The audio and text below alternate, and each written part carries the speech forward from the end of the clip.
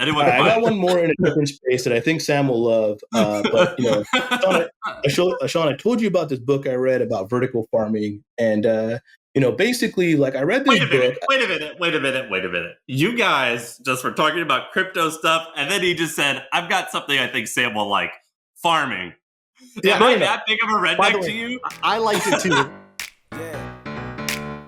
I feel like I can rule the world. I know I could be what I want to. I put my all in it like no days off. On the road, let's travel, never looking back. All right, we have a special guest on the pod today. Furqan is here. He's my old co-founder.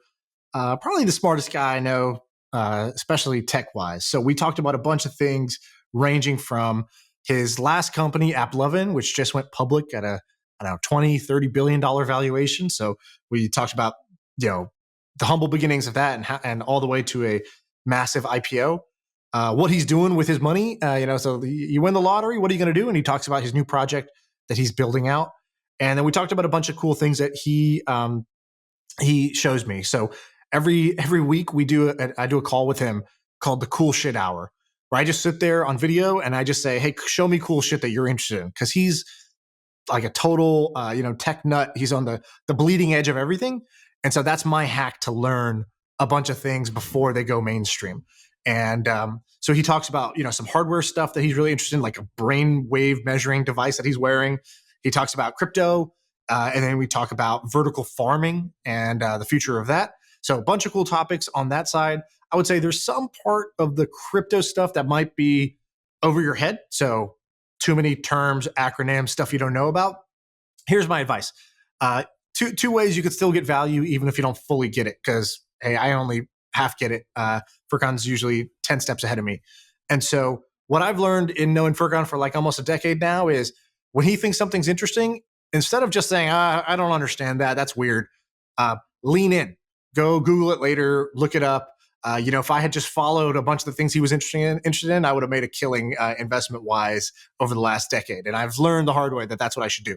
The second thing is he shared a bunch of general advice about how he went about his career, college dropout, choosing jobs that weren't the highest paying job and why he chose it, what he kind of optimizes for. I thought there was some good stuff in there. So if you are not subscribed to this podcast, if you're just listening to this podcast, maybe your friend told you about it, you know what you need to do. Open up the podcast app, Apple, the iTunes app, or open up Spotify.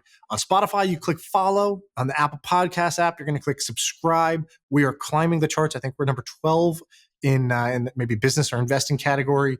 And we're breaking into that top 10 and we're not leaving when we get there. So how do we do that? Subscribe. If you've enjoyed this podcast, you get value out of it, just hit the button. That's all you got to do. Hit the button. Thank you. So Shaan and I are both wearing Harvard shirts. I actually planned this. I saw a screenshot of you testing, and I went and grabbed my Harvard shirt. I was about to go on this big, what a coincidence. This is amazing. No, I do have one that I wear, but I saw you were wearing it, so I wanted to wear the same thing because we normally wear black T-shirts. Yeah, and for the record, neither of us went to Harvard, but we both do this thing where we'll wear Harvard stuff, and then people will be like, "Oh, Harvard," and then you respond, you're like, "Miss that campus, love it there." Yeah. And you went on a tour, and they actually went to Harvard. Yeah. They're like, "Oh, you went?" I'm like, yeah. I got a Groupon. It was lovely. What was it? They showed me around. 04? Oh, yeah. We almost overlapped. It's like, I don't know. I was just there for lunch, but yeah. Oh, what? Like, were you there at noon? Furqan's even better. Furqan didn't even finish college, so Furqan is of all of us. He's the smartest and most successful one, and he was smart enough to drop out after freshman year, sophomore year. I was there for a couple of years. I went to San Jose State. I tried to do computer engineering because obviously that would have made sense, but I was running a company at the time, and every time I was deciding between electrical physics or on the phone with somebody trying to make a deal, and you know which one won. So, yeah. Do you want to give a background, Shaan, of Furqan? Because last time he was on, we were way smaller. Yeah, Furqan is one of my best buddies. He was the guy I started my last company with, or was co-founder, CTO. So, most co-founder pairings, I would say the most common one is one guy who can build and one guy who can sell. And that's kind of what we were. Is like, I'm more like the sales guy and he's more the building guy. And so yeah, we worked together for, I don't know, 6-7 years, sold the company a year and a half ago. Furqan braved it out and made it 1 full year at a big corporation. So I got to give him props for that. That's like an endurance challenge for you. But now he's doing his own thing. So he's got f.inc, which is, how do you describe it? It's I just want to build cool things with cool people. So that's what I'm focused on. That's really it. I would describe it as, if you're trying to start something, you want like a third co-founder. It's an interesting emerging tech idea. That's where I get excited, and I want to put in time and money and incubate these things with you. Right, I'll give a different description. I'll give my view of it. Sweet. Basically, Furqan is investing in himself like 15 years ago, whoever is that person. So if you're like a young engineer and you want to make some shit happen, and man, it'd be kind of helpful if you had somebody who's been around the block, who's done it before, who can either give you money, advice, actually get in the code and build with you. And so he's got this it's kind of like Y Combinator. He's got this Discord group, and every single company is like, I don't know, like a 23-year-old engineer. They get their own channel, and then basically on some of them, Furqan's actually like the back-end engineer with them. On some of them, he's like the tough love investor who's like, dude, why aren't you focused on growth? Why are you talking about all this other bullshit? And in some cases, it's like, you need to move to San Francisco and like live on my couch. I think you've done that with a few engineers of like, literally come here, sleep on my couch, and I'll like not just seed fund you, I'll like fucking babysit you and incubate you literally and physically in my apartment. I want to spend some time actually discussing that, because I want to like reminisce a little bit, but first, by the way, we got to congratulate Furqan also. Since he's come on, his last company, AppLovin, IPO'd. I don't know what is it at now. It IPO'd close to $30 billion. So, Yeah, I was going to say, we have to give that part of the story, which is Furqan co-founded a company that is currently publicly traded for $20 billion. Yeah, Furqan's rich is what I'm trying to say. So that's like a pretty important. Although it looks like did you guys just do an earnings? Something happened today where your stock just plummeted. Well, not plummeted, but went down a fair bit. I don't know. I mean, it's just all tech stocks are getting ravaged right now. But whatever. So congratulations. Like basically that company, you guys were supposed to sell it for also like a huge amount, like $3 billion or something, like a couple years ago, and it failed, and then it turned out to be a blessing in disguise, it seems. Well, you should explain that. That's a good story. So we're working together, and Furqan's like, dude, like I got some good news, and he's like, my last company, they're gonna sell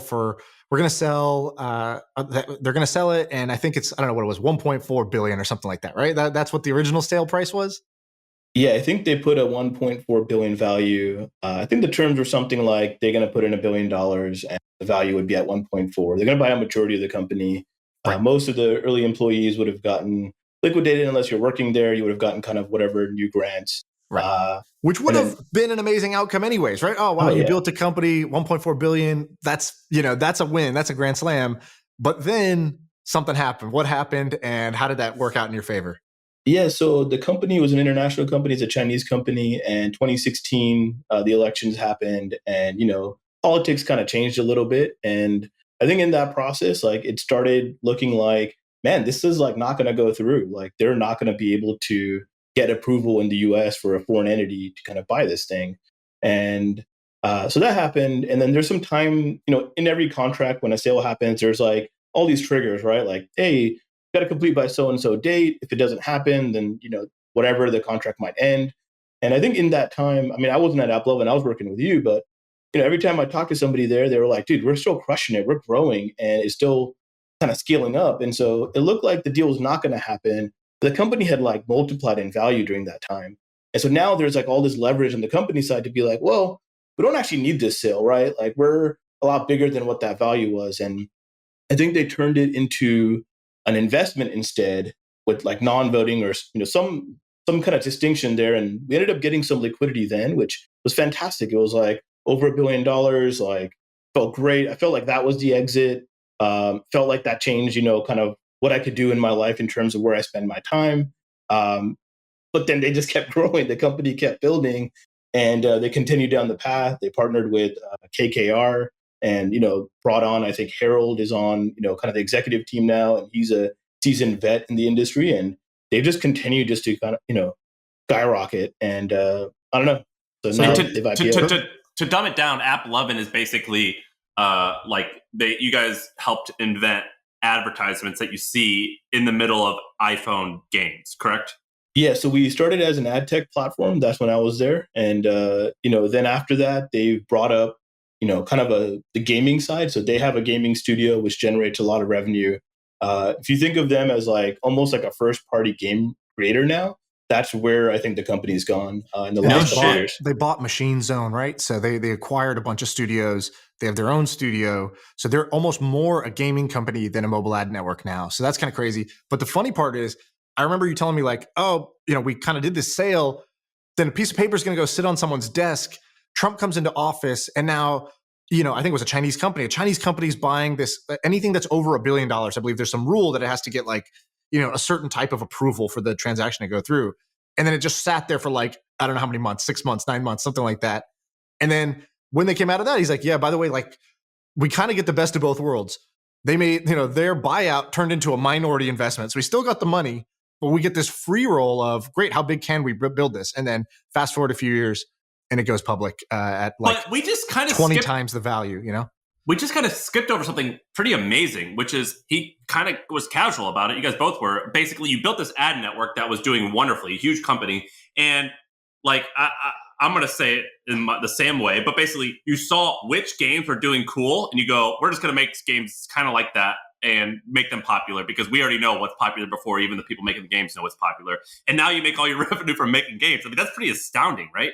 Yeah, I mean, I saw all of this from the outside, but there are some key players in the company that I think were really instrumental in this. So there's this guy, Rafi. He when we kind of created AppLovin, when we were working on the products before AppLovin, this guy was just somebody Adam knew. He knew his brother. He had worked with them before. He was this 19-year-old guy. He's not going to go to college. He's, all he wants to do is do something big and play video games. So he'd spend all day, all night playing Street Fighter, but then he would talk to every single kind of Japanese mobile gaming company all night, and he would just grind. And it was an awesome environment. I mean, I'm kind of the person where if I get really excited about something, that's all I want to do. That's all I was doing at the time. So I'm at the office, Rafi's at the office. We spend all night. I'm hearing his conversations. I get pumped up about it. And then kind of during the day, we're building all these things. And you just saw people everywhere in the company that wanted to do something big and went and got it. And so Rafi, I think at some point in this ad network was I want to build games. They had built this thing called Lion Studios within AppLovin. I don't think it was very big at the start. It was kind of some small games, but Rafi, I think he probably gets a lot of the credit to kind of spearheading that and just wanting to do it. And when I looked at the S1 and kind of dug into it, it's I think it's half the business now. There's obviously details on how you determine where the business is, but I think it's half the company, which is incredible, right? Started with this ad network, and then in 2 to 3 years, kind of towards the end of this going public era, you now have kind of built up the second part of the business. Is also massive. So. And the guy who started AppLovin, I mean, it was a few of you guys, but the main guy, his name's Adam, right? Yeah, Adam. And basically, he had I don't know if it was mild or very successful outcome at another thing. And didn't you say that he put in $4 million of his own money, which I don't know if that was a lot or a little to him, but a pretty substantial amount of his own money. And you guys kind of dicked around for 2 years, toying, you would say that well, let's try this. And it didn't work. And you're let's just go play video games and think about it. Or wasn't there something like that where we'll figure it out? Yeah, I mean, Adam, John, and Andrew were the three co-founders that they had worked together before. They had done a couple of other companies that did well. I mean, John is nobody knows John, but John is he worked on the first ad server on the internet. I believe that got picked up by DoubleClick, and kind of that went on to Google. And then he worked at VMware. He had done all these different roles. He's technical, but then very marketing focused, very product focused. And so it's he was just an interesting person to have in the mix. And then Adam is he had already kind of, he started, I think, in equities trading in the Chicago Stock Exchange, and then gotten into, ads and marketing. And then they had built a company, I believe it was called, I can't remember, it's Gamefly or, something like that. And it was probably a really good outcome, but then not where, it wasn't a massive outcome where he's oh, I can retire forever and I can, this is all I want to do. And I've kind of made it. And in the first couple of conversations with him, I remember walking down University Avenue with him, and he was just I want to make something so big that I can walk down this street and people would know me. And it's like University Avenue in Palo Alto, for people to know you, you must have done something like really big, right? It's like every who's who in tech walks down there. And I was like, okay, guy wants to kind of like take a really big shot. But them three put in the initial funding. I think it was like around $4 or $5 million, if I remember correctly. But it was a lot in the sense that it gave us many years of runway to work on whatever. We started with one project called Style Page. We did that for like 9 months. That was kind of like Pinterest. We really quickly realized we're like, 5 dudes in like Palo Alto with no fashion sense trying to build a fashion website. This is not going to work very well. Yeah, just WranglerJeans.com. It's that easy. That's your website where you go exactly. to shop. You don't need a Pinterest board to find Lee jeans. Yeah, exactly. And then we messed around with a lot of different ideas, and some of them weren't very good. And I think, Shaan, we dealt with this a lot, right? Like you get excited about something because you have to come up with an idea. You make it. You're not really that confident with it. Before you even launch, you're like, this is trash. I don't even want this anymore. To get it away from me. And so there was definitely some of that. Yeah, but I think one of the things worth mentioning is that which I think it's worth mentioning because I remember every time I built a company, I'm always like, well, this is just how I'm doing it. It's probably real wrong, but like, I don't know, the smart people probably do it this other way. And I remember I remember feeling very comforted when you told me like, yeah, at AppLovin, we went through 9 ideas. Is it this? Is it that? Is it this? Is it that? And like, some false hopes of like, oh, it kind of works. No, it's not going to work out. And then in between, you're like, yeah, there were some days we just came into the office. We didn't have the idea to work on. And so we just played FIFA for a bunch of hours and we would go eat, talk, come back, play some more FIFA. And then we would go home. And like, there were days, like weeks like that. And I remember thinking, all right, that's probably not the method you should choose. But like, it reminded me that like success is not so glamorous. Like, they show in the movies where it's like, oh, I have the idea. I'm a visionary. I got it right away from day one. And then we work hard and we just A, B, C, D, E, it's done. And so I don't know. Is that a fair representation of what you experienced? Yeah, it's definitely nonlinear. I mean, you can work really, really hard for a long time and feel like you've made zero progress. And you could be doing all the right stuff. You could be making the right calls. And the other challenge is you don't know. Like, you don't get feedback right away on the things you're doing are good. I mean, you get customer feedback, but you don't get this kind of meta feedback that like the general type of things I'm working on are going to kind of work and hit. And Style Page was kind of one idea that we really dug ourselves into. That everything between Style Page and then AppLovin, the ad network, was just like, it's just like kind of really small projects that you're not super confident about. You're trying to find some edge. You're trying to learn something. And, mobile was just getting big. Android was getting big. There's some opportunities there, but you just don't know. It's like how VR is today. You're like, I believe this is going to be a lot bigger in the future. What is exactly what people are going to do? It's really hard to predict. And when you tell somebody, they usually go, nobody's going to do that. Like, well, if nobody can predict these behaviors, how do we build them? You have to have this kind of like blind conviction towards something and also like get that right. So it's like, yeah, it is really hard. Yeah, you definitely need some luck. You got to pick the right thing. This guy, Adam, how do you say Adam's last name? Furqan. So Adam Furqan, he's the CEO now. And from what I've read about him, I don't know him. He seems like a wonderful CEO. Like the Glassdoor reviews are great. He wins all these awards. He seems like a lovely guy. I've seen interviews with him. But what you're describing is like a bunch of really like relaxed, calm people. Just like I'm kind of dismissing it, but not really. Like you guys are just kind of messing around and like trying to hope to, which isn't, of course, that's not the reality. But how did this guy go from being this like kind of relaxed, calm dude just trying to hang out and find a hit to leading a $20 billion publicly traded company? I mean, when I look at him, he looks pretty polished. He looks like a good guy. That's like a pretty amazing transformation. Yeah, and so I think relax is probably the wrong word. I mean, we were intense. When we played FIFA, it was like, I'm going to beat you 8 times in a row. It wasn't a casual game of FIFA. So everything was competitive. And we would play mobile games competitively. That was a lot of our interest. Like, AppLovin, when we started, was actually an app where you could see what games and apps other people were playing in your social network. It was like kind of like a feed of apps. That was the first iteration of AppLovin. And it was because we just wanted to see what people were playing, because we wanted to kind of get those games and be competitive within it. So he's always been competitive. I think you really see that in him. But you also used to say like Furqan's work schedule is like roll into the office at 11, lunch with the crew, catch up on what people are up to. Just starts getting humming around, does a couple meetings, starts getting humming around 3, 4. And then basically like by like 8 p.m. to 3 a.m. is when Furqan does his work. And then he repeats it the next day.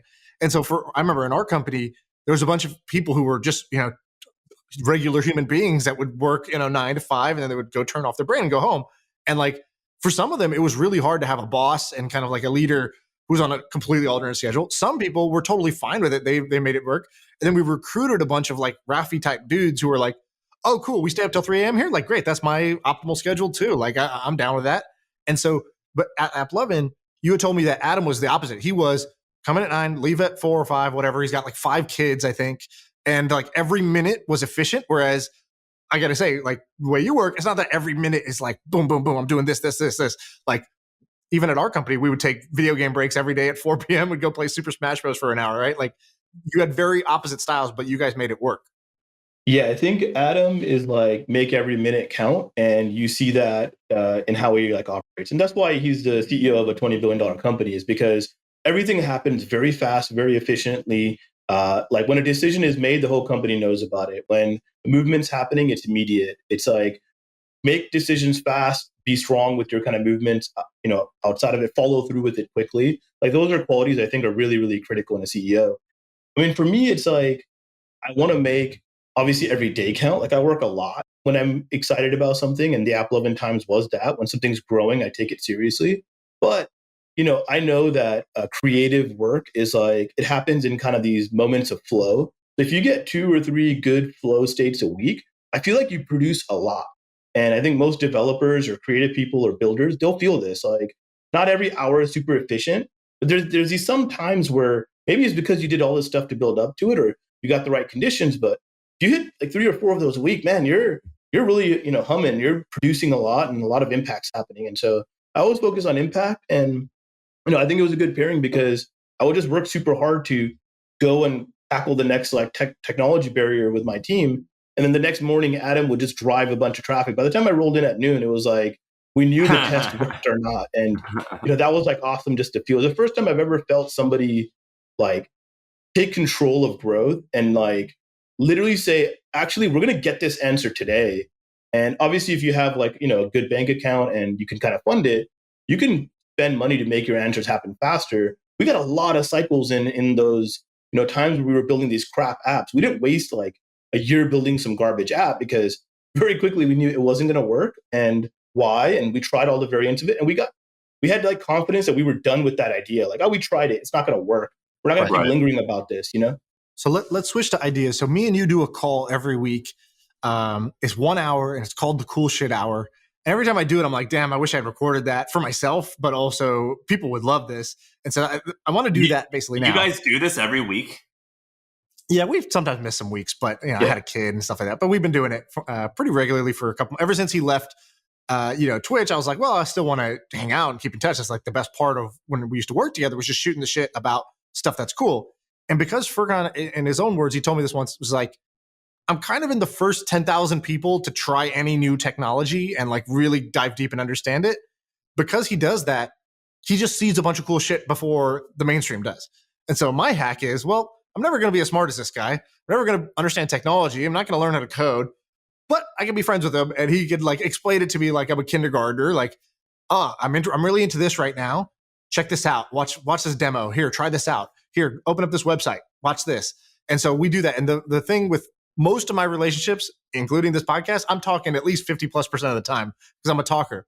When I do the Cool Shit Hour with Furqan, I'm like, I just sit back into my desk and I like take notes as like, oh, this is cool. And I only stop to ask clarifying questions. I'm like, wait, how does that work? So I want to jump into some of those things. So we'll keep it open-ended. I have a few that I know you're interested in. I can guide us there. But let's start with the open-ended, which is, what are some things that are just cool or interesting to you? It doesn't have to be like something you're working on necessarily, but where's Furqan's attention right now? What stuff has caught your eye?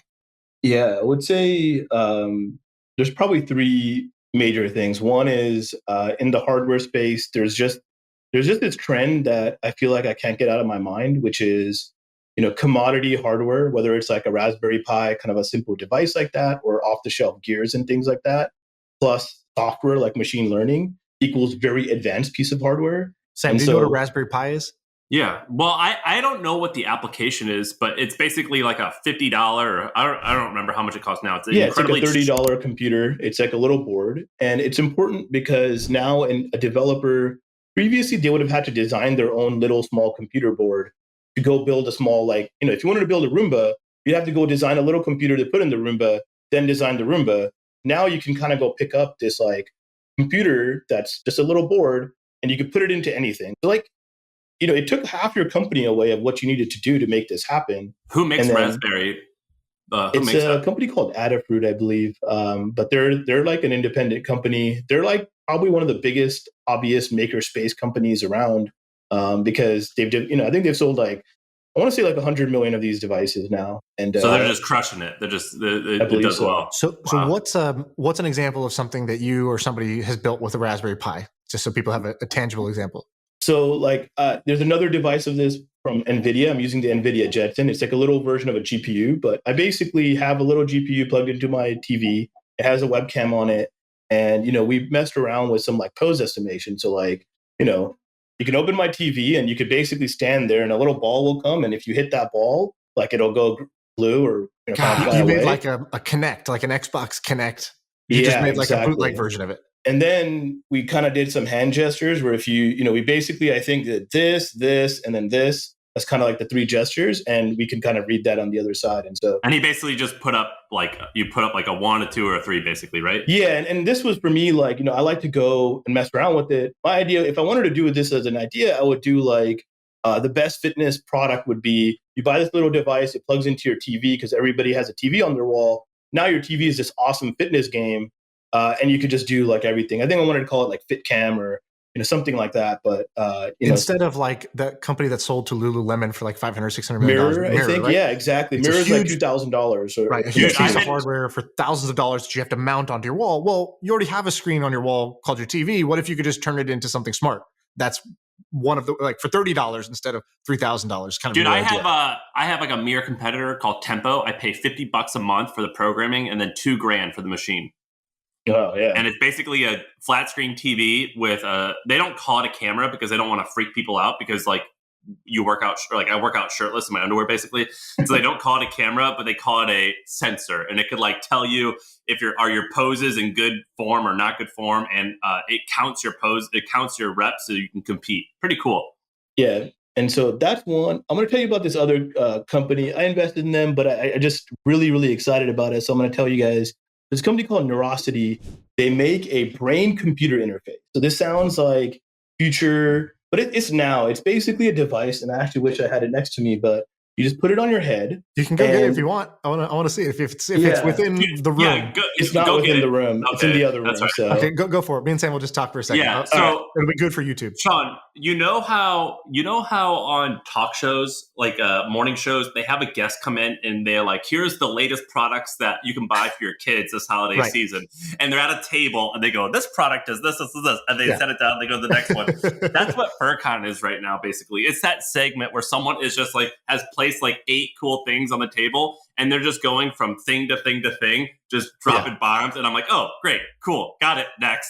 You know what I mean? Yeah. That's what's going on right now. This is FVC. This is Furqan's QVC competitor where he just picks up objects and is like, this is a fantastic holiday gift for the family. And so this is for, kind of like developers and whatnot still, but this is what the device looks like. And I'll kind of give you guys a closer look, but you can see these little probe looking things. So this would basically kind of rest on your head like that. And what this does is it listens to EEG waves happening in your brain. And I think there's many different wavelengths, but these guys have identified some set of them. And so why does this kind of relate to the story we're talking about? There's a little computer that's inside here that, like wouldn't have been able to happen 10 years ago. And so because you could put a little computer here that has Wi-Fi on it, that can take these signals in and transmit it to the internet, this device is viable now. And So you wear that and it helps measure your like what focus or your kind of, are you in flow state? It's kind of like a Fitbit in some way for your brain or what? So the device itself first takes in raw signals. So it can detect a lot of stuff. They've added some machine learning, right? So the second part, they added software and they pre-programmed all these different actions. So there's some stuff like, are you focused right now? Are you calm right now? Kind of things like that. Are you going to enter a sleeping state? Right. They can detect all of these conditions, but there's other things that I'm really excited about where it can detect if you think about like pinching your left hand, like if you think about doing this action, but don't do it, it can pick up that signal. Or if you think about moving your hand, your right arm, it could pick up that signal specifically. And so, you could think of this as both a receive state and detect things, but also as an interface to kind of, without having to move a muscle, just thinking about a muscle, right. Change the channel without going and picking up the remote. So the guy who made this is like 17, right? Or 18? I don't know his age. I think he's a little bit older than that. But yeah, there's this guy, Alex. I believe he has a neuroscience background, and the CEO is this guy, AJ.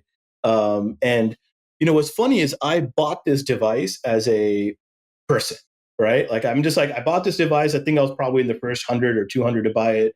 And then I was like, I sent them a message. I'm like, I love this. I'm like an investor. Like, can I talk to you guys? And I don't think they responded to me. And then I joined. They sent a message like, hey, do you want to schedule like a customer call? Like they were doing customer discovery. And I'm like, sweet. So I like joined this customer discovery call, do the whole thing. But then at the end, I'm like, dude, I really love this. Like, this is me. There's a bunch of stuff about me. I'm not some rando, but like, I'm like really excited about this. Like, I want to invest. Like, and then he was like, still kind of like, okay, like kind of like aggressive in the customer call to kind of get this. But then we followed up after I talked to him and ended up investing a little bit of money into them. But I love these devices. I love these things where it's like small piece of commodity hardware plus advanced machine learning equals potentially massive new output, right? Like, and I can go into some random ideas on how I would use this, but I'll stop. So this is called, we got to make sure we let everyone know. It's called Neurosity. So their website is neurosity.co. Their website is so awesome. When I'm on this, so it's basically what this kind of looks like. It basically looks like a set of headphones, but you don't put it on your ear. You put it up on your head a little bit. It costs, I think, $900. And they claim that they manage your focus with music and that you minimize distractions and shifts your focus and hacks your flow. This is a brilliant website. I almost would buy this just because like it looks so mysterious is the right word, maybe. I mean, it's definitely something new and early. And, when people say like, hey, we're going to manage your flow state, you always, what do we all do? We kind of call bullshit on it, right? And you're like, wait, like, how are you going to do that? How are you going to hack my body, right? And so you get a lot of snake oil in the world there. But this device, it can for sure detect when I'm focused. It can detect when I'm calm at different points. And I've programmed it to basically, like, when I have it connected to my computer, I can move my desktop around or, I basically wanted to like see, can I open Brave Chrome, right? Like, can I open an application by thinking about something? And I can do that. That's miraculous to me. Like that's the things insane. You like read about in a book somewhere, and then it was in the Jetsons maybe, but it didn't really exist. Can you really do that? So you can think to yourself, like move the cursor and it works? Do you think move it? Do you think open Chrome? What do you actually think of to get it to happen? Yeah, so basically, I programmed it to these kind of thinking of motor functions. So they have these pre-programmed like 40 or 80 motor functions like push, pull, move your right arm, move your left arm, move your index finger, like kind of, and you don't move it, you just think about that. And then you do a little training step. So like, it just tells you, think about moving your index finger and then stop thinking about it. And so it does like a little machine learning loop, like 20 iterations or whatever. And then, again, this is a developer device still, but I can get it to run some arbitrary code when I think about my index, for example. Gotcha. Dude, I'm so excited to give this to my dog or to like an 8. Dog, go to sleep. Boom. Well, we used to make fun of Craig Clemens came on here and he's like, best idea. He had 3 ideas at the end and his best idea was dog VR. And we were like, that's the stupidest idea. But this is actually better because this would be like a way to communicate with a dog if you could get the dog to train it. But I don't know, that seems a little difficult. All right, Furqan, so that was the first one, which is cheap commodity hardware that now lets a software programmer like make hardware without having to have a lab and physical material engineering, making motherboards and do all that stuff. All right, that's one trend. What are some others? So the second trend, I mean, we're all into this, but obviously the DeFi crypto world, there's just a lot of fun activity happening there. And I've just, it's one of those things where you just see it happening and you want to be a part of it and you read about it and you're building stuff. But, I was working with you and then I was working at Twitch. I hadn't really built anything in this space. And so just recently, I would say the last 6 months, I've just been writing, Solidity code, trying to think about what kind of applications to build, what's interesting. And my entire view of everything is there's these massive hype cycles. Then these hype cycles go away, which is obviously what happens, right? When kind of this massive hype happens, then there's a stopping point there where the real building begins and the real value would be created. And all of these kind of industries flow like that. VR, crypto, these kind of hardware spaces, machine learning back in the day. And so that's where we are in the decentralized and crypto world right now. And all I want to do is build very valuable, legitimate products that serve a real purpose and kind of go from there. And, And so let's talk about crypto real quick. So you can apologize now for not including me in the Ether crowd sale, which I know you were on top of at the time. Did you buy in the actual crowd sale or right after? I bought a little bit after the crowd sale, but it was like single-digit dollars. It was very cheap. I'm pretty sure I said it out loud at lunch. You did. I remember you saying that, and I was like, I remember thinking Ethereum, dumb name. Like that's like a weird name. Normal people aren't going to want to own Ethereum. Like that seems weird. Literally, that was my dumbass thinking. And then like every year since then, I sort of think about, why don't I just listen more to Furqan? Why don't I just do the things he says and stop thinking for myself a little bit? So that's kind of where I'm at. So you initially bought some crypto. I remember sitting next to you while you were buying, random ass, good stuff. And then the shit coins also, just fucking around, seeing what's what. And then you sort of showed me what's going on in DeFi. So for people who don't know, here's how I'll explain DeFi, and then you tell me what you would say. So today, there's like the normal financial system. There's a stock market. There's banks you can go drive and park and walk into. When you walk into that bank, you can say, hey, here's my money. Store it safely for me. Like put it in a savings account. Give me some interest maybe. Or I'd like to take a loan out. And then they say, great, let's just decide if you are credit worthy, if you can get a loan and how much you can get. So that's the traditional financial system, like in a nutshell, like the simplified version. There's a parallel, a parallel universe where all those same things have been built through code now instead of by law, right? So we used to write down, contracts and put them in, lawyers would write the contracts and now programmers write the contracts. And so you could do all those same things. So you've showed me tools and got me set up where you take your crypto money and you can put it in a savings account and you can earn 5%, 10% a year of yield. So you earn much better interest rates. You can lend it to other people or you can take loans and get loans for things. So explain kind of like maybe what part is most interesting to you, or give an example of something you've done with crypto where you're actually not just like speculating in the DeFi space, but you're actually using this alternate financial system. And Shaan, what's an example of what you were just saying? What's like your favorite platform for that? So Furqan showed me a couple that I like. So, so one is Compound, right? So it's compound.finance is a website you go to. And what it says is, hey, great, you have Ether. You don't want to sell your Ether. But so I did a very simple loan. I went to Compound Finance. I staked, or basically like I put up Ether that I own. I said, great, here's, let's say 100 Ether. And then it says, great, you can just lend that out to other people who want to borrow Ether, and you can earn this percent annually. And if I go to Wells Fargo, I'm going to go get 0.0001%, a year on my savings account. Whereas with this, it was like you can get 7% a year or 5% a year. It's like actually like a decent decent interest rate. Or I could say, great, I put my 100 Ether up, and I'd like to borrow some of this other coin. So what I did, just as a test of the system, I said, can I get a loan off my cryptocurrency? So I put up Ether to borrow USDC, which is a stable coin made by Coinbase, which basically is supposed to be one USDC is supposed to always be $1. So I got USDC, and then I went to Coinbase and I sold my USDC and I got dollars. And I said, wow, I just put up, I just like basically showed that I have this Ether, and I locked up Ether into this account for temporarily, as long as I want. And I got a US dollar loan that I could go use to go buy, a pizza right now if I want to. And I was like, well, that's pretty sweet. I never had to talk to a banker, fill out an application, do a credit check. I didn't have to do anything, and I was able to get a loan.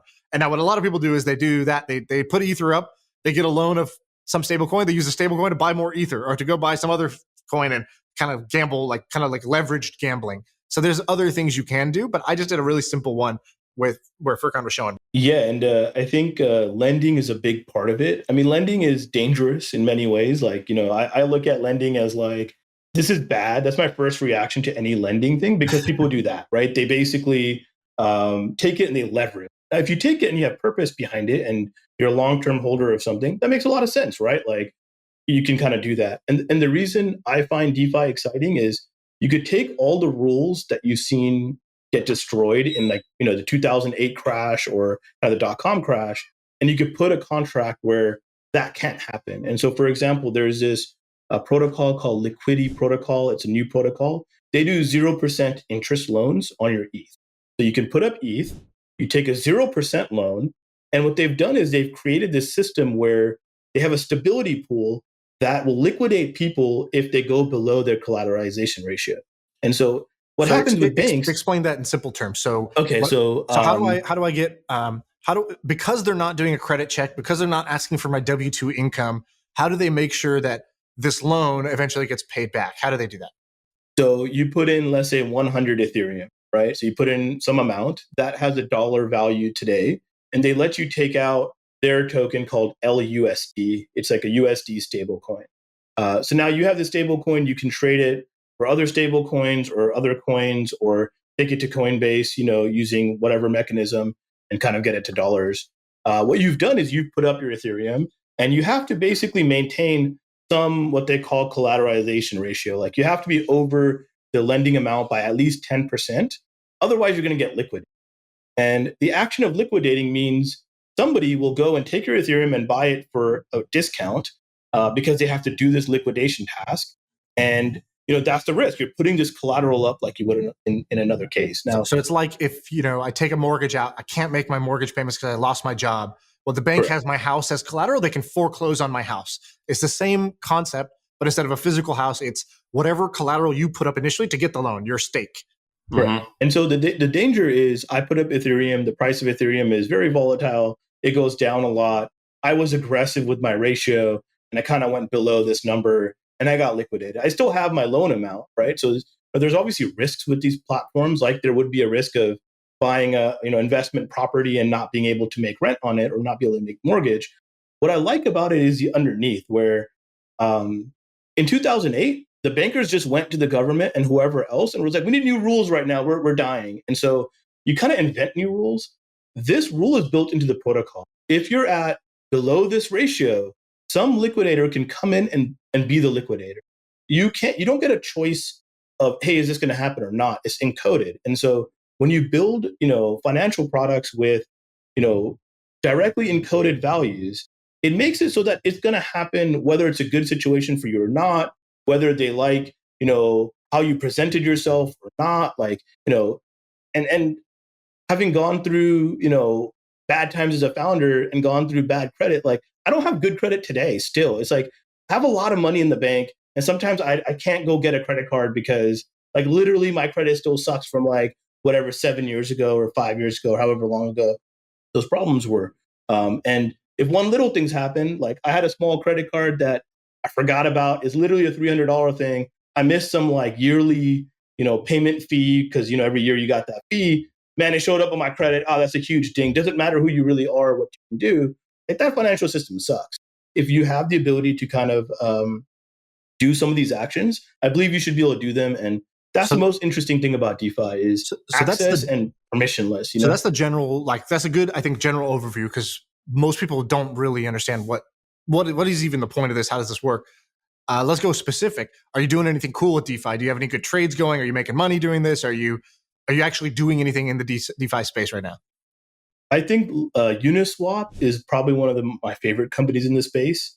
And I think we've talked about this a little bit, but what Uniswap did, and I'll give you kind of the simple version of it, is usually when you wanted to trade two assets, you had to create a marketplace. So let's say I have one Shaan coin and I want to sell it. I need Sam to show up and buy that Shaan coin, right? And if there aren't two sides and they don't agree on the price, this trade won't happen. And what Uniswap did, and I think there were some others before it, but Uniswap has become the biggest player in this space, is they created a one-sided trading market where, a buyer or seller can show up and they're trading against what's called a liquidity pool. The investors come in and put in both sides of the trade marketplace, so like one Ethereum and $3,000 would create, like, let's say, a liquidity pool, then Shaan, you can just show up and say, I want to sell. And you're going to sell against this pool. You don't need another side. The pool is always the other side. And they've created a simple algorithm. They call it like, an AMM, an automated market maker, where, they want to keep the price close. And depending on how much liquidity there is and how much you're willing to sell, it's going to slip away from that amount. And that's where the price movements will happen. And you were in those pools. You were saying, I'm making good money by being the liquidity pool. Give us what was the yield you could get? Let's say you put $1,000 in. What were you making being the liquidity provider?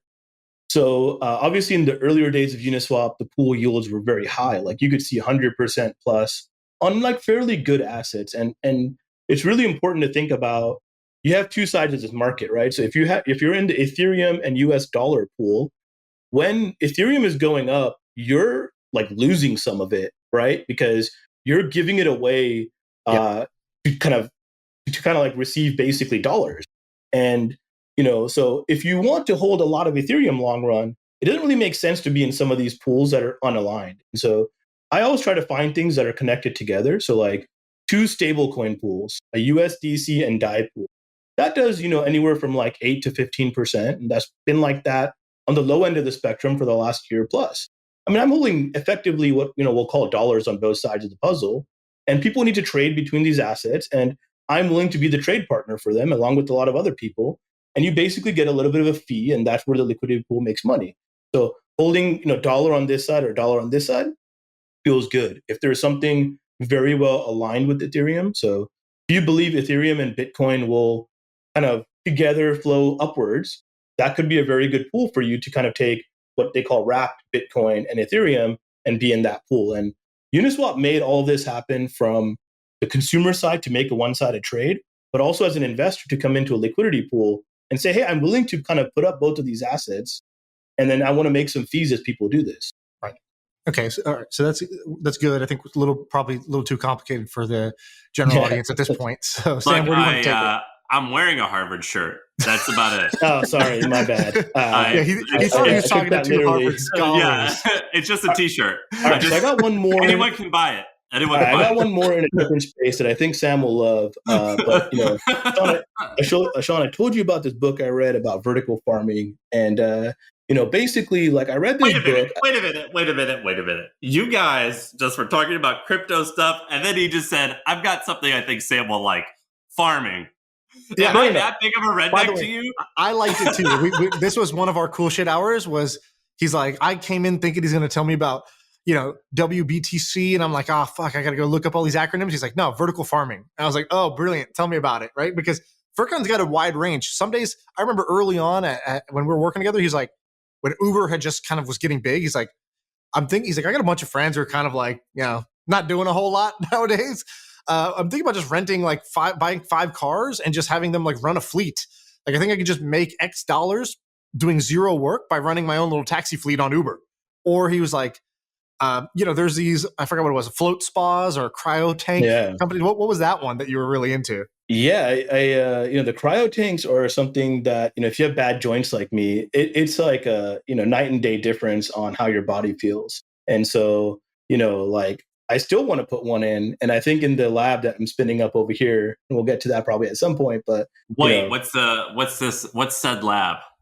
I'm building a hardware and robotics lab here in San Francisco as a part of f.inc. And, the idea is software you can do in a coffee shop and a living room, but you can't really build any one of these even off-the-shelf hardware products in your living room. And so what I want to do is take a lot of founders who are interested, or future founders who are interested in building these ideas. I'm going to have a machine shop and an electronic shop and a robotic shop in this facility. It's going to be in this iconic location. And my goal is just to get like a bunch of talented, hungry people in this roof and just have like great energy and build together. And so you see these companies form out of universities because they have two things. They have a shop there that you can access mostly for free. And then they have people in the shop that turns into your community. Like as a kid, I can just show up and stand next to you while you're doing something. And you go, you don't like give me a weird look. You go, oh, you know how to use this? No? Okay, let me show you. Like that little bit might be the difference between you willing to try and kind of get into a field or not. And where are you setting this up at? Support that. What was that? Where? Where in the city? You said it's iconic location. Can you say where? So we're looking at a place at Fort Mason in San Francisco. So it's not complete yet, but that's kind of like, for me, like the iconic locations are, I can see the Golden Gate Bridge, I can be on the water. So we've explored stuff on the piers in general, in Chrissy Field, Fort Mason. Like these locations, when I go there, I get excited. Like going to Monkey Inferno was a fantastic office, but outside it wasn't that great. Like Soma, Mission, these areas, I don't get excited when I go there. And I usually don't go there too much. How much are you willing to invest in to sink into this thing to make it interesting? It's going to be a lot. It'll probably cost about $500,000 a year just to even like have the base building in place. And, my guess is it'll be double that just from, the people that I want to bring in and kind of investments I want to do and what I want to support. I actually ran a plastic fabrication shop and a small machine shop a long time ago. And so I've done a lot of this. I've welded and, I've worked on cars. So like, I actually have a lot of this interest, and I'm more excited to have my own CNC and my own machines and things to work with as well. So, dude, you're so cool. Yeah. So Sam, the reason I said you're going to like this idea and company is because I don't listen to very many podcasts, but I do listen to this podcast. It's probably the only one I listen to. This is not baby. We're taking that testimonial to the moon. And I'm not even just pampering you guys, Shaan. I mean, you know me. I'm not going to tell you like it is, but I really do listen to you guys. Well, I know because I'm pretty sure you didn't listen at the beginning when I was just interviewing folks. And then now that it's ideas and it's shooting the shit, Sam's here. He's listening now. Yeah. And so you talked about like, hey, you just sold the company. By the way, congratulations to you as well. And you were talking about how like you want to get your hands kind of into things and you want to like do some of that. So I was like, oh, okay, if I ever get back on the pod, I'm gonna tell Sam about this idea. And so I'm by the way, I'm sitting here taking notes. Sweet. Like I'm writing all this down.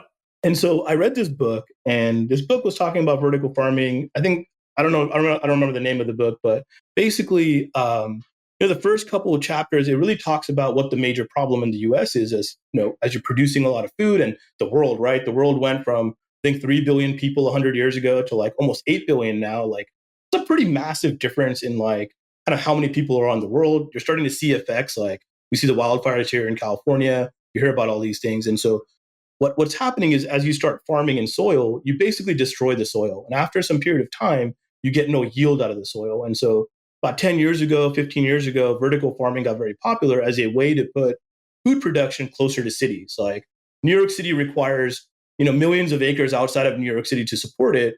Wouldn't it make sense for that to be in the city? Well, how do you do that? Well, you could put it in these buildings. You could put it under kind of UV lights, and you could drive water through it through hydroponics. And it's got really popular. A lot of people invested in in it.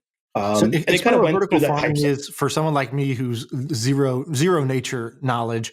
What would paint a mental picture? What is a vertical farm, bro? Have you never grown weed in your apartment? No, I don't smoke weed. I never grew weed.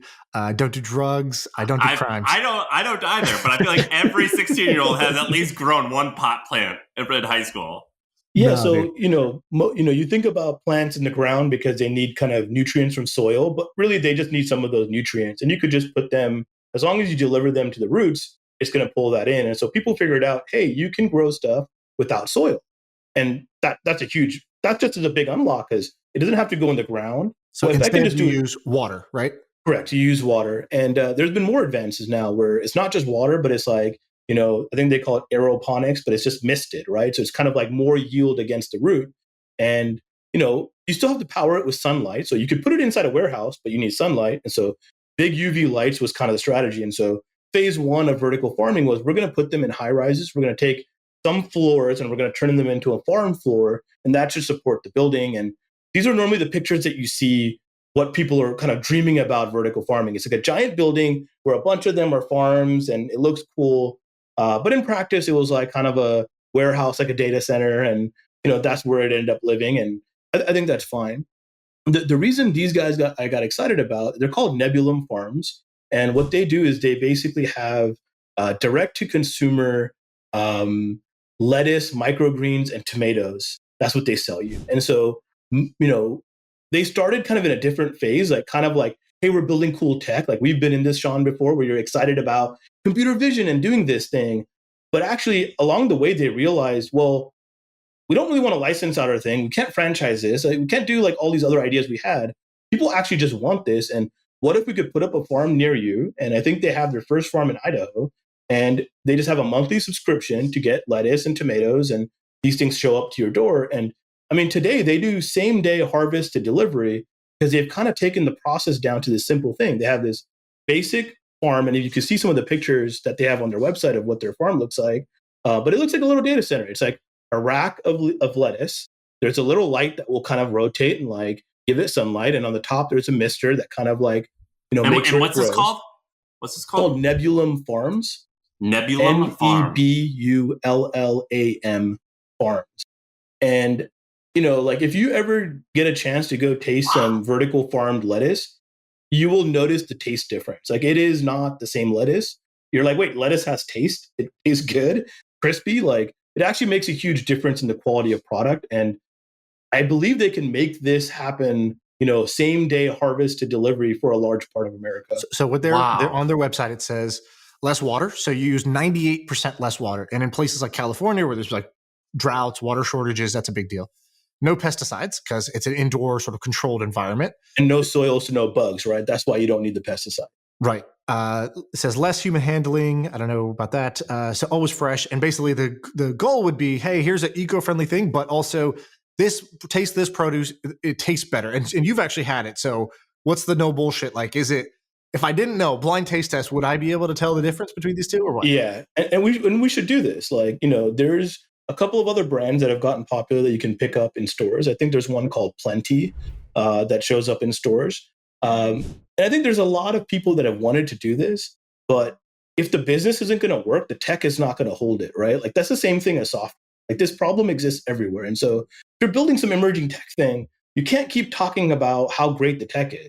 And so the direct to consumer angle, it resonated with me because it's like, okay, I've seen grocery delivery. I've seen some of these things where you can get like fruit in a box. Well, if you can produce the fruit yourself, like you just have a machine that can produce fruit, that's the vertical farm.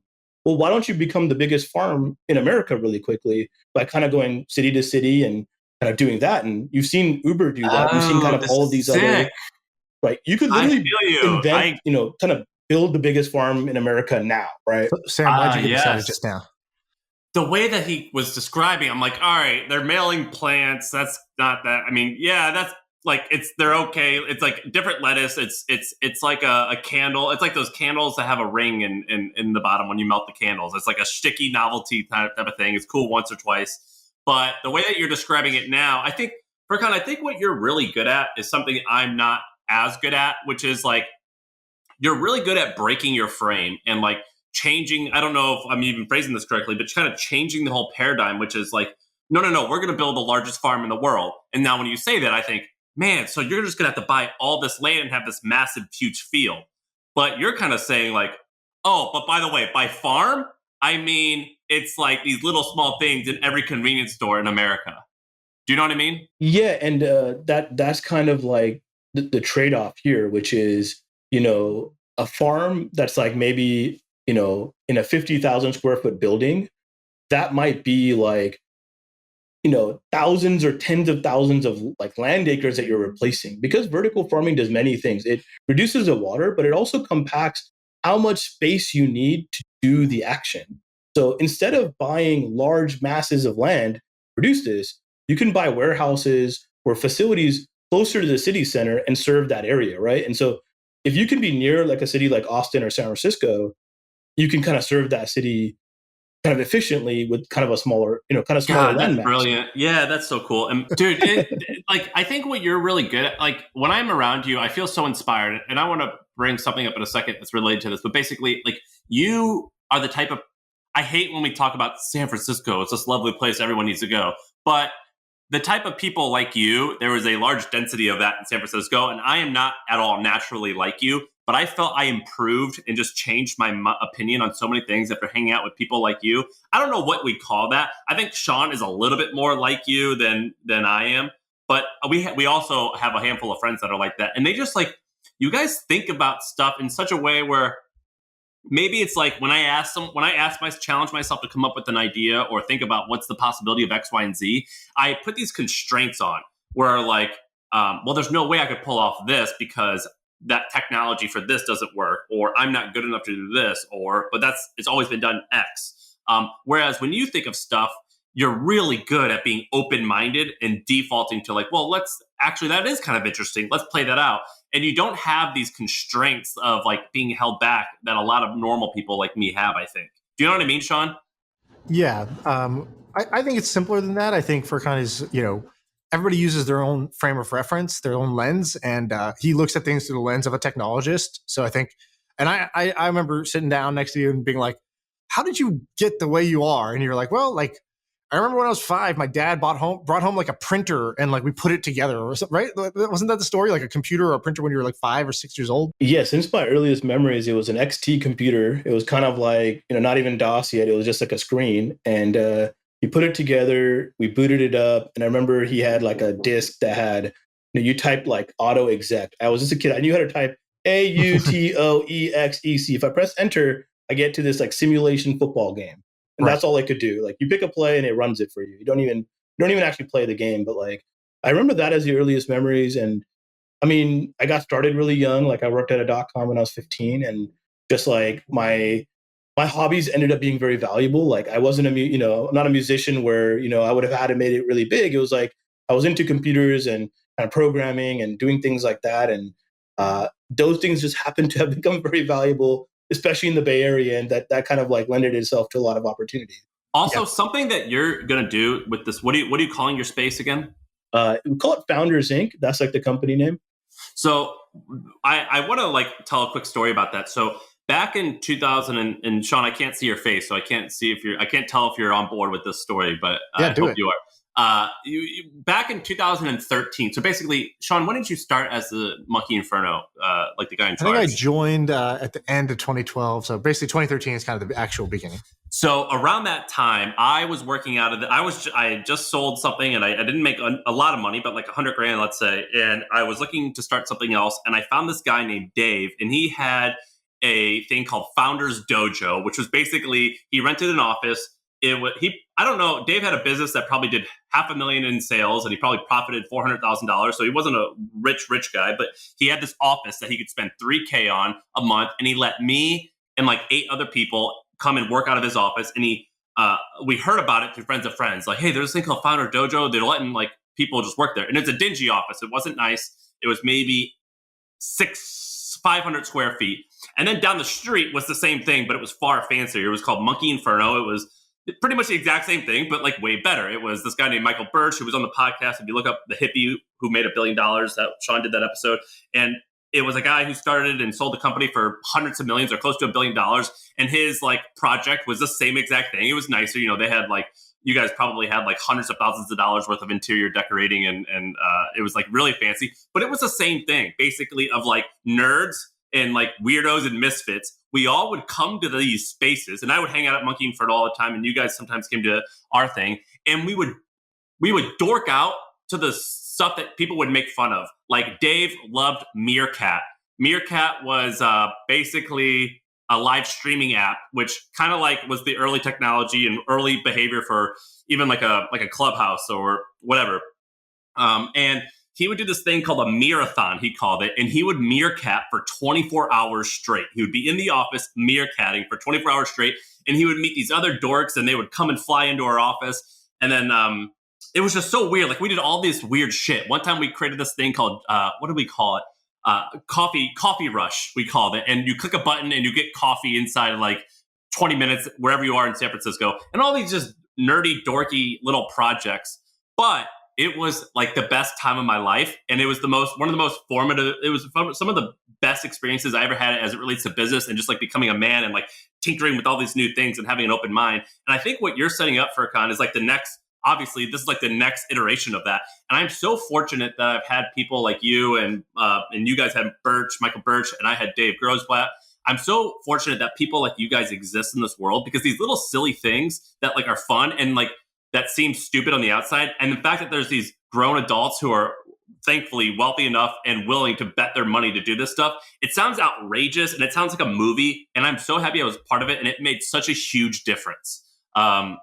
It's like the fact that these exist, it's a movie. 100%. And those places you talk about, so I know David Grossblatt as well, and I used to go to another place growing up, Hacker Dojo. It was in Mountain View, and even growing up in Silicon Valley, you didn't immediately have like a network. Like I don't know like a bunch of VCs just from growing up here. That's not actually not how it worked. My block didn't have VCs on it. It was just normal people. And you really didn't find people like yourself. And so the internet changed a lot, right? Like it allowed people to connect with each other and find each other. But the in-person interactions, they just operate differently. And it's a lot more ad hoc. Like I remember you being at the Monkey Inferno and a lot of other, people that we would have work out of there.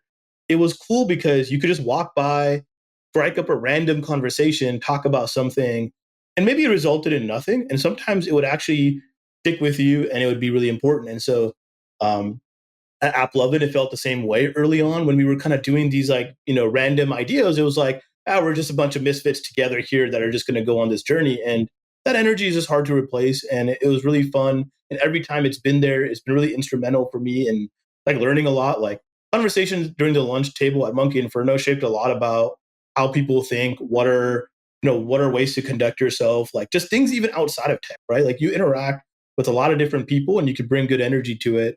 And I think it's really critical. And so I've been on this mission slightly before COVID to kind of like build this facility, but then kind of COVID happened. And, obviously like it's good in terms of like new buildings, new opportunities, cheaper rent here in the city. Great.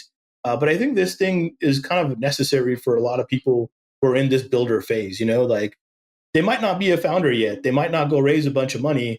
They just want to build some stuff and hack on it. And I'm willing to kind of take a bet to build that facility. And on this podcast, we talk a ton about like buying businesses, and we almost get to the point where it almost sounds like we're a bunch of like banker PE types where it's like, oh, that's an interesting opportunity. But the coolest shit that I've ever done and the most fun I've ever done is just dorking out with like people that were like me and just like, oh, this is kind of funny. Like, this is silly. Like, we could do that. And it all starts like, this is so stupid. It's so fun. And sometimes it like turns into really cool, amazing stuff. And I think that that's fun to remember that should be how a lot of stuff starts. Or maybe it's not should be, but it can be that way, which is, I think, better.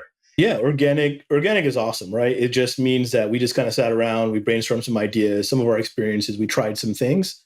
You need to be able to try things. I think that's like really important. And if I can reduce, for me growing up, I didn't have a lot of like people that I could lean on. That's like they had done this already or they were doing businesses. It was just like kind of fail as you go, take a bunch of scars, and finding like people like Adam and Shaan like was critical for me in the sense that like I had people that I could talk to about business things that like maybe other people I couldn't interact with. And I just want to kind of, if I can take that for, let's say, like Shaan said earlier, myself 15 years ago, if I could give myself some of that, like that's what I feel like I'm kind of building over here.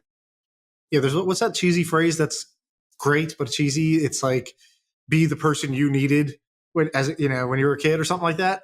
It's one of those things that like if everybody actually did it, the world would sort of be a great place. And I think that's what in many ways you're doing. I don't even know what I needed. I sort of like had a different journey where I was like just kind of on autopilot for like 20 years. Didn't have an entrepreneurial bone in my body. Didn't think about stuff. I just kind of was going with the flow. It was pretty like, I was trying to do good at school, but I was okay. Wasn't the best. Wasn't particularly a hard worker. Wasn't doing anything interesting. Wasn't great, socially. And I just felt like I kind of woke up when I was 21 years old and started, when I had my first idea for a company, that's when I started to be more like me. And so I think everybody, okay, why do I do this podcast? Well, I'm not going to say I do it to give back. Like, that's not why. I do it because it's fun. But the side effect of doing it is that the person who's me when they're 18, 17, 16, 20 years old, or 30, doesn't even matter how old, if you're kind of in that autopilot phase where you don't feel like you found your thing, where you don't feel like, you're excited every day to wake up, and then all of a sudden you hear a couple guys on a podcast shooting the shit. They sound really excited about life. They got great energy. They got ideas for days. And you start to look at yourself and be like, why don't I see ideas all the time? How are these guys able to come on the podcast two times a week and do it? And so what does that do? It proliferates more people that are like me. That's, what I want. I am the way I want to be. So that hopefully I can incept a bunch of other people in their brain that maybe they can pick that up, right? Podcast is a vehicle to do that. You're doing the same thing. When you were growing up, you were, messing around with hardware and cars and business when you were 15, 16 years old, and you were just messing around with computers. And a bunch of people helped you out, right? Your dad bringing home the computer, or I think you told me about a guy kind of in your neighborhood who had like the car stuff that you could use to go work on cars if you didn't have that hardware. And you picked up those hobbies and you just followed those hobbies. You doubled down, tripled down, even though that wasn't the common path, right? The common path was finish college, get a job, like get married, have kids, whatever, right? Like everybody has this like path that's kind of like your parents and society sort of throws at you. And you went off that path. I think when you went off that path, you probably didn't have as much guidance as like you're able to provide to that next wave where they should go on to do bigger and better things because, you know, you're able to knock down a few of those walls for them or with them. Yeah. And I like how you phrased it. The cheesy phrase is obviously interesting, but like, I don't think giving back is that's not the right way to frame this. Cause it's like, it's not charity, right? Like, obviously, like I'm building a business. I do believe in the long run, I want to make money with this business, and the things I'm going to invest in are going to, in the long run, pay off for me monetarily as well. But as a side effect, I do believe that, you know, kind of like your podcast, like you're going to inspire a lot of people. I would love to inspire the next like 1,000 builders or founders, kind of however you want to phrase it.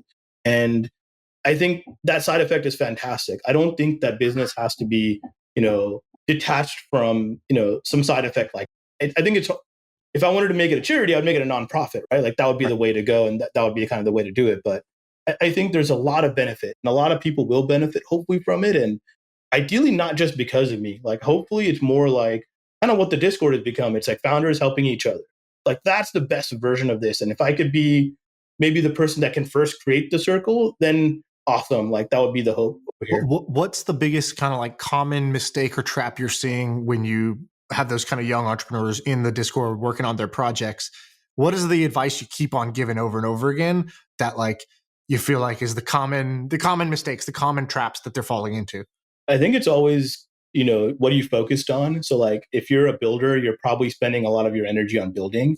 And if you're, you know, really most of these companies will kind of die in the market, not the tech. And there's some challenges sometimes, but even as a technology person, I would not spend too much time on technology. And Shaan, you experienced this firsthand. Like how many times was I like, well, just hack it in? And all the engineers are like, cringe, right? It's like, well, we have to. Like, we need to go win this market or figure out if this is real or not. If it's not real, we need to move on from this very fast because we're just wasting time, money, energy, and probably your company if we go down the wrong path here. And so it's pretty much always focused on, you know, for me, a lot of the advice is like, go be more aggressive on growth, go figure out your market, go understand your customers, use technology as a weapon for that. It's not the purpose that you're building. Like you're going to sit here and build this technology. Somebody else is going to go take your market, probably with the same technology, by the way.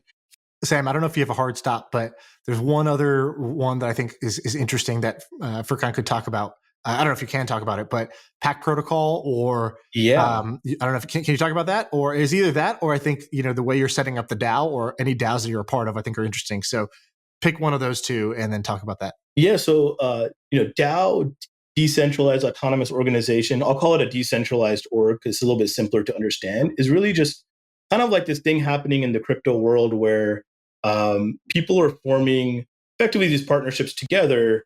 They're doing it on chain, meaning as like an actual organization that kind of owns this code and things like that. And so okay, let me simplify for a second. So Sam, you started the hustle, you probably made a Delaware C Corp, right? So you go to Delaware, that's the rule of law. That's kind of where you're going to go write down all your articles of incorporation. And you chose C Corp as the like structure of your organization. And that lets you do certain things. You could take investment, you could do this, you could do that. And so you could do an LLC, you could do a S Corp, you could do it in Nevada, you could do it in California. So those are the current ways that you start when you have a project where you need a bunch of people to work together and be financially incentivized as a group. You traditionally you would use, you know, a Delaware C Corp or LLC or something like that. So what he's talking about is an alternative that's been made. And I think for kind of the trick here is, what do they let you do that's different than just making it? Why don't I just go do an LLC or a C Corp in Delaware? Well, it lets you first be, it lets you kind of detach yourself from the legal entity and how you were kind of like having your stake of ownership and kind of voting and governance of the company. So like, you know, we talked a lot, Shaan, before of like, man, it kind of sucks. Companies are like top heavy and everybody's putting a lot of energy and effort. And yeah, you might need a person that's responsible for making these choices, but wouldn't it be cool if? And a bunch of people on the internet basically took that. Wouldn't it be cool if we made a company that could be owned by everybody equally, and you could do things like voting or managing the treasury or issuing new, tokens or shares to people, and you could incentivize them however you wanted. So like, if you bring on some people to help you market, and like some, let's say, big celebrity,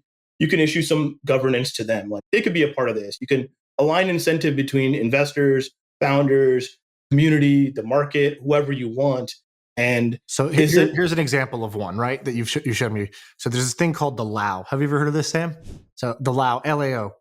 What it is it's a venture fund, but instead of like if you go to Sequoia's got, let's say the GPs, the general partners, and it's got the managing director maybe, and it's got then the associates and the analysts. So it's like a traditional company. It's like a pyramid, and at the top is the people in charge. And what the DAO is basically, here's a fund. You put your money in. For however much money you put in, you get a certain number of tokens. Tokens are like shares. And then there's nobody specifically in charge. And the fund basically can receive proposals. So they have a website. You can pitch them. The pitch goes in. Everybody gets it in their inbox. Everybody votes yes or no. Based on how many tokens they hold, that's their vote. That's their weight. And then if the majority of the DAO has voted yes, it gets the treasury, which is the bank account for the LAO, will pay out that project. Here's your investment. And then at any time, if I don't like the LAO, I can just sell my stake, sell it to anybody else. They can take my spot in the LAO. And now they have that share. So it's completely liquid at all times, whether there's been great projects in there. And now this thing looks really valuable. These tokens look more valuable than the initial money that was put in. Well, I can sell out. I don't have to wait 10 years for those projects to pan out. I can sell out today at double my money. Or, I can say, I want to have more control. I'm going to buy out more tokens so that I have a greater say in this community because I'm going to spend a bunch of time and I really want to make sure my vote matters. And basically it ties your vote to your sort of your merits, how much value you put in this case, how much money you put into the LAO. So they did it as an investment vehicle. Other people did it as an art collecting vehicle. Put money in, buy art. Art is owned by the group, and you could sell in whatever. So there's these headless companies. There's no CEO in a suit at the top that is telling everybody what to do and deciding who gets hired and fired. It's just a bunch of shareholders together, and you vote based on your shares. It's like more like America, like a democracy, I guess. And then there's other variations of that too that I can't even wrap my head around. Those are the simple ones I've understood. There's others that I don't even understand yet. Yeah, and it's very complicated, very, very complex. But the simple version, I like how you phrase it, is kind of like a democracy times a company, mixed in one. And maybe company is even the wrong phrasing there. But, I'm very fascinated with this. It's a very different pattern. I don't know if it's better or worse than, what we've seen traditionally, but it's definitely different, right? And I've been wanting to kind of like, be a part of one, create one. And so I joined a couple, but I'm not like, some meaningful stakeholder in it. But then, with a lot of the work that's been going on in NFTs, a lot of popularity, Top Shot is just like taking over like my friend's group and very popular. And I know you're super into like BitClout and some of these other platforms. And so I've been wanting to kind of wrap my head around NFTs. And I started talking to a lot of developers and people that are interested about some of these ideas that I had. And I found like a group of 5-6 people that I'm like, oh, we're all kind of really into this. Let's make a DAO. I'll like kind of put in the first amount of money. And now a couple of my buddies are also putting in some money for getting some stake in this. And the idea is we're just going to be kind of a group of people that are going to build fun projects in the NFT space. And our goal is, there's a lot of hype right now. We're in that hype cycle. Hype cycle is going to go away, right? It's the same pattern that we talked about before. Well, what is the valuable things that NFTs can do? Let's go build some of these. And so, we have 2 ideas that we're working on right now as a group. One of them is like Shopify for NFTs. Like you come in, you click 2 buttons and you can create your own. And, I'll ask you this, Shaan, like you've heard a lot about NFTs. You talked a lot about them. Have you minted your own yet? I have not. Why not? I don't know what the hell my NFT would be. So like, for example, we have a friend, Jack Butcher, who has minted many NFTs now himself. And he's a great designer. So he makes like a cool visual design. It's like badass art. And he's like, oh, cool. Instead of just posting this for free on Twitter for likes, I'll post this on Foundation and I'll sell it. And he's sold some of these for $60,000, $70,000 each.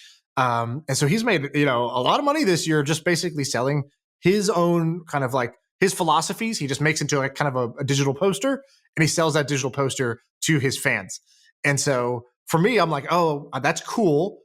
If I made an NFT, I don't know. I don't really have that artistic skill. I don't even know what the actual NFT would be. That's kind of my thought. And then, but you haven't even just tried one, right? Like when you first saw Shopify, you went and created a store, right? Like you didn't have to start a company, or sell something, but you went and did it. So, one's easier than the other. One, you're typing in a fake username and password. Yeah, exactly. Well, I mean, if I open a Shopify store, I also need to put a product there, right? Like I can't also have a empty but store. you could fool around. Try it, right? And I think that's the thing that I saw is like a lot of these worlds, DeFi, NFTs, the dollar value is really big at the top end of it.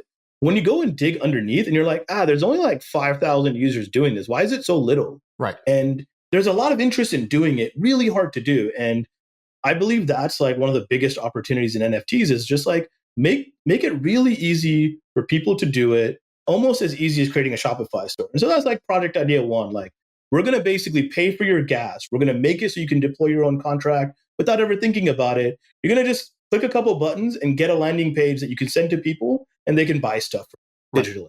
Okay. So we're going to make it literally that easy. So I think that's like accessibility really important. The second one, which is the thing you were talking about, which is the PAX protocol. Like, there's building products and then there's building protocol. And protocols are just like, here's an API to go do this thing. And NBA Top Shot, I mean, probably one of the biggest digital products we've seen since Pokemon Go. I'll kind of call it that. Like that wave of like hype, reaching some mass market, lot of interest in it. But it's very close, right? I mean, you have to be an NBA player to get one. You have to kind of like be in the NBA. You got to play in this whole ecosystem. And who knows what they're going to be worth in the long run, but in the short run, there's a lot of interest there, but only the NBA is doing it. You'll see the other sports teams do it.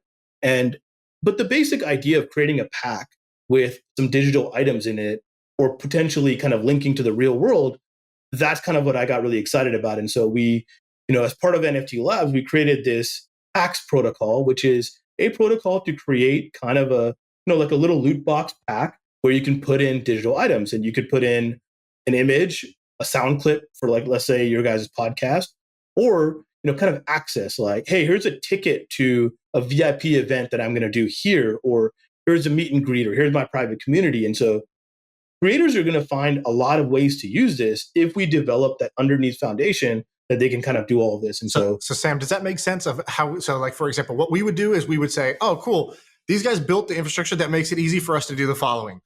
We can create these little packs, meaning like a card pack or like a box, like a loot box, and basically it's a mystery box. You don't know what's inside. So you buy one, you open it up, and you're going to get one, maybe you get the crap, or maybe you get the most VIP thing where Sam calls you and coaches you on your business for an hour. And what's that called? What's the domain? So nftlabs.co is kind of like the main domain. And so that's one of their projects. And so I think this is pretty cool because they're going to be able to get any like influencer like us. And so there's one thing to do what Jack's doing, which is, and actually Jack did this. I don't know if you saw this, Furqan, but he initially was selling a specific NFT. Hey, buy this thing. And then he sold 3 packs with inside was a mystery NFT. You didn't know what it was going to be. He made many 6 figures, I believe. Yeah. And like this mechanic, many games use these like loot box mechanics because it's fun. It's fun to go buy the thing and see, do you get the super rare valuable thing, or did you get kind of the junk? And, so you either get, 60 cents on the dollar, or you get $60 for every dollar you spent. And there's like this game of chance. And so what they're doing is they made a protocol where it's now easy for us to do that. We can make all these packs. We could put inside, hey, tickets to our live show in Austin, or, you get to be put into our like private members group, or here's a t-shirt, with our, here's a Harvard shirt, whatever. And so we could put any number of things, just stuff them in the boxes and assign some probability, and then it'll generate the packs for us, which I think is pretty sweet. Yeah. And, like, I really just think a lot about like, what's the value underneath it? Like we have to get to, art has value, obviously the person buying it cares about it, but a lot of people look at that and go, wait, these things are selling for like $50 million plus. And like, what's the, it's just a JPEG underneath. But like, a VIP meet and greet when you guys do your roadshow, that's pretty cool actually. And I think a lot of people would be really excited about it. It sucks if you only auction that off to the, person who has the most money, right? Like, and I think these packs give kind of the, creators and influencers a way to interact with their fans kind of more broadly and say, all of you guys will get a chance, and here's kind of the things of it. By the way, if there were only 10 VIP meet and greets, we'll make the third-party marketplace like Top Shot, where if somebody wants to go spend $100,000 for it, by the way, you guys will earn a cut of that secondary sale. Plus, somebody who got that, if they didn't want it and they wanted to sell it, they can kind of do that. And so you can support both sides of the ecosystem. You can make it kind of fan-friendly, but then you can go kind of get a lot of value out of it too. And so, I don't know, I find creators really interesting because they're kind of an analogy to founders where, I don't want to go work at a FANG company. I mean, I made it through Twitch, but it's not the right environment for me, right? Like, it's not where I'm going to thrive. It's not where I'm going to be excited. Dude, and I think creators have the same thing. I saw a great idea on this. The founder of Replit tweeted this out. He goes, there's a bunch of people engineers who work at like FANG companies. They make great salaries and they're kind of bored. They want to go do a startup, but the compensation difference is pretty big. And maybe they have a family or they just, it's just hard to walk away from a guaranteed, $500,000, $600,000 a year to go work for 1/5 that or 1/4 that at a startup that may or may not make it. And he goes, somebody should just create a fund that just bridges the difference. So what it does is it basically says, great, we'll even out that difference. So you get 300 instead of, let's say 600. And it's an income share agreement, but you pay us back with stock from the startup. And so you give up a little bit of the stock from the startup to make back the cash difference. And in doing so, you would create so you would help more people who today can't leave the salary go to a startup. You'd help the startup not have to burn more money hiring that person. And you sit in between. And by providing that, you would get shares in pretty much every startup that you wanted to provide this with. So if you say you thought these 100 startups are great, you could basically say, great, you're all eligible for this like kind of like income share agreement that we do, where if you hire somebody and they want a bit higher salary, we'll front that salary in exchange for stock, and hopefully bring more talent into the startup workforce. I thought that was a pretty clever idea, a way to get shares in all the companies that you want shares in that you can't go invest in directly. Yeah, that's really interesting. And I don't know, I think people should just, ideally people can do the thing that they enjoy. They wake up every day, they're excited to whether they got to drive to work or work from home or wherever it is. If you can do that, like that's a big unlock in your life. And a lot of people don't get that opportunity. And early on in my career, I just made those trades, like kind of no matter how financially painful or, misguided it might have seemed at the time, but like I just wanted to work on things that I was excited about. And when you went to AppLovin, you had another job offer, right? What was the difference there? Yeah, so I had met this guy, Jack Levin. I think he was like, very early at Google. He was responsible for, kind of a lot of Google's infrastructure tricks early on, like how they really scaled it. And some of the ways they win is really his responsibility. And he was working on this company. I think it was called YFrog. It was like a photo sharing type thing. I think they had run another product. I think it was Photo Bucket, something like that. They had done some big stuff in the photo space. They were doing really well. They needed some engineers. I was an engineer at the time, and I could basically come in and learn a lot from this very technical person. Seemed really sharp. He asked me these questions that like got my brain going in a good way. Like, very specific questions like, how do you set up your desktop? And like, my desktop is very particular. And he wanted to know every detail. And I was like, this guy gets it. Like, this guy gets me in the same way. And then I met Adam, and Adam was like very different. Obviously, very impressive as just a CEO and a person, but like the conversation was different. The vibe was different. One was in like Los Gatos, one was in Palo Alto, just like a little bit of a different area. But when I talked to Adam, I was like, this guy, I could go to a baseball game with him. I could hang out with him. He seems cool. He seems very hungry. They don't have a clue what they're doing right now. Like, they're shutting down an idea. They don't know what the next idea necessarily is going to be. I think there's going to be a lot more fun. The rate of learning is going to be really high. I might get more responsibility.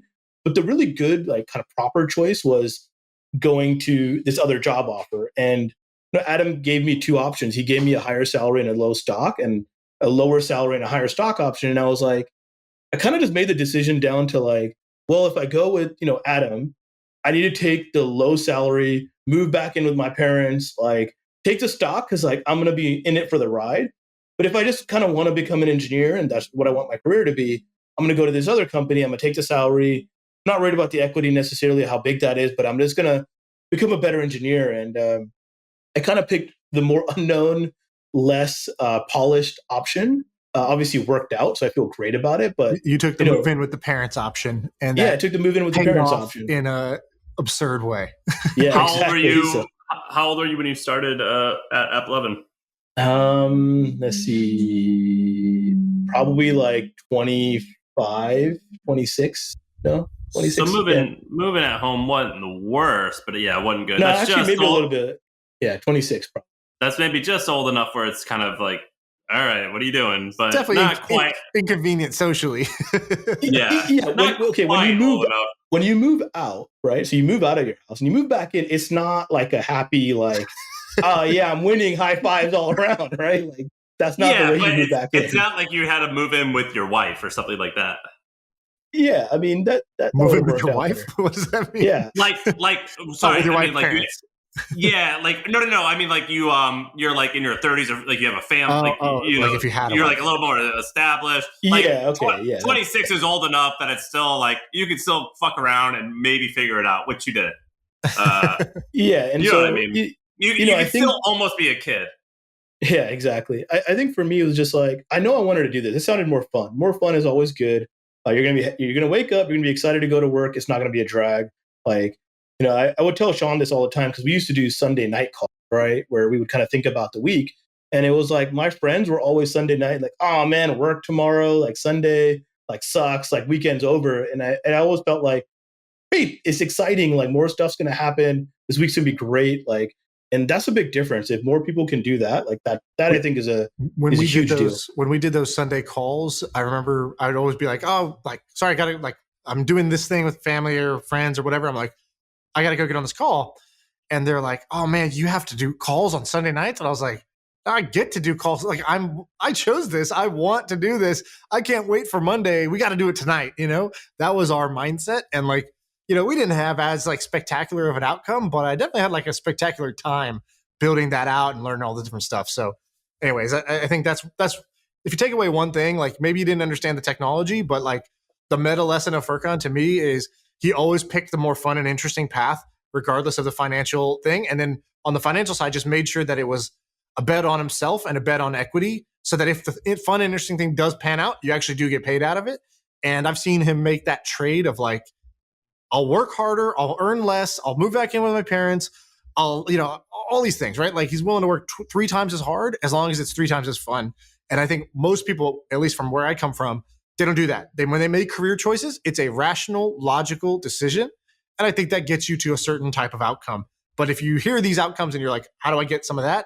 I think you got to follow the irrational playbook a bit more.